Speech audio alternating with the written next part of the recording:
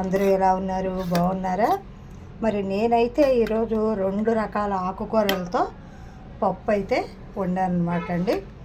ఈ 2 రకాల ఆకుకూరలు ఏమిటంటే, సాధారణంగా పాలకూర చుక్కకూర కలిపి వండుకుంటూ ఉంటారు పప్పు. మరి నేనైతే చుక్కకూరకి బదులు ఇంకొక ఆకుకూర వేశానండి. ఇందులోనో గోంగూర వేశాను.